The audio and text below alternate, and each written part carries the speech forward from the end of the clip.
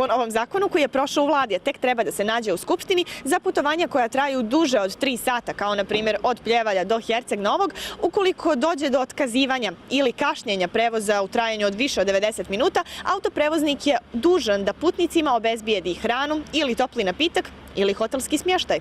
Ukoliko je zadržavanje na određenoj lokaciji jednu ili više noći, onda je prevoznik dužan da obezbijedi smještaj za putnike, piše između ostalog u predlogu zakona o ugovorima o prevozu u drumskom saobraćaju, koji je prošao u vladi, a rasprava u Skupštini se tek očekuje.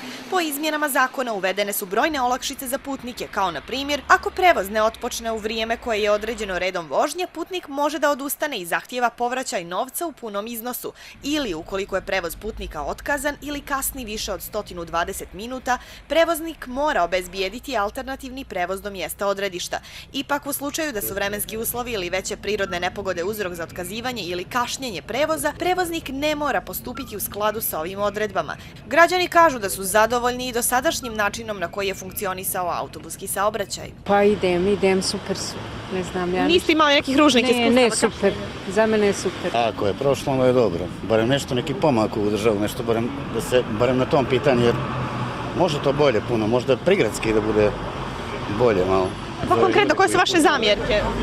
Pa ja rijetko koristim usluge gradskog, sad jeftinije taksi koristiti nego to i brže se završi, inače više koristim voz. To je tako normalno jer ljudi dođu u neku nezavidnu situaciju.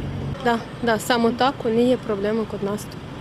Znači dobro je kod vas organizovano? Da, sve super. I tako želim i vam što bi bilo. Iskustvo sa prevozom jeste li imali? Ne znam, ja ne vozim se autobusima, tako da nisam u toku, ne znam ni za taj zakon, a inače su i svi zakoni sjajni, tako da sve sam vam rekla. Fantazija, ja sam zatečen i srećan. Uvedene su novine i kada je riječ o licima sa invaliditetom, pa tako prevoznik može da odbije rezervaciju, voznu kartu i preveze lice sa invaliditetom u slučaju da vozilo konstrukcijski nije pogodno za jednostavan i bezbjedan ulazak i prevoz tih lica. A invalidne osobe mogu imati pratnju lica koje će mu pružiti neophodnu pomoć tokom puta i njihov prevoz je besplatan. Ipak, vrlo malo autobusa koji saobraćaju na međugradskim relacijama ima regulisan prilaz za osobe u kolicima.